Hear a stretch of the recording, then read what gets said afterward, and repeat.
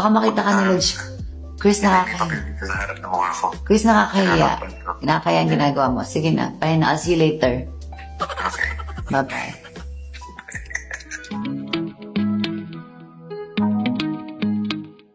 Yes. Diba? Buhay na yung hair natin, mga my loves. Wow, kanina hindi ko maganyan yan.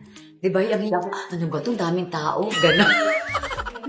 Pero ngayon, diba, kaya ko nang lumabas, kaya ko nang humarap kahit kanino. Sige, kung nga rin tatawagin ka ni Mr. B, talikod ka. Oh, Check. Chris. Alam, isa pa. O, ito ba? Check. Yes, Chris. Diba? Oh. Hindi na nakakahiya. Kasi, kanina baka tumingin si Mr. B sa buhok ko. Sabi, ano ba yan? May taping naman siya. May mga brands naman na pumapasok. Wala man lang pambuhay ng buhok. Check. Good. Thank you so much talaga, Dylan. Thank you so much, Jeneline. I love you. Salamat lagi niyong inaalagaan yung buhok ko, guys. Nasunog kasi siya, di ba? Nag-beach ako, nag-El Nido. Dapat pala, pag nag-beach ka pala, i-protect mo pala ng treatment bago ka magpa-araw. Ganda-gandahan, di ba? Ending, patay.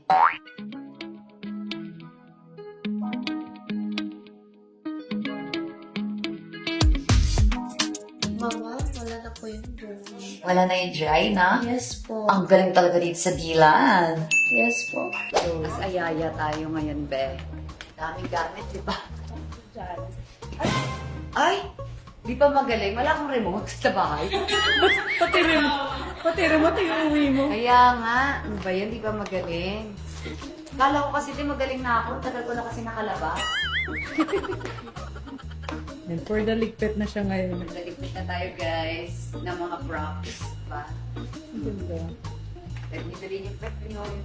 Hindi na siya mawawala. Check out na sa Yellow Basket mga my loves.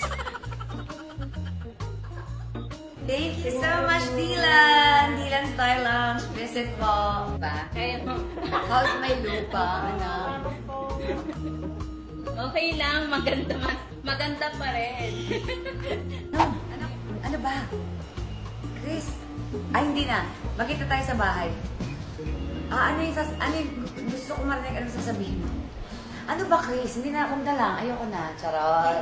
Walang nag-decide. Kung kaya niya ating dalawa tayo, isa lang siya. Go. Sabay niya gawin, magkahiwalay yung kamay niya. Ganon, magfe-facial. Okay lang ba, ma'am, sir? Ganon. Let's go! Come on! Daming bit-bit. Kala mo may sasakyan eh. Bye!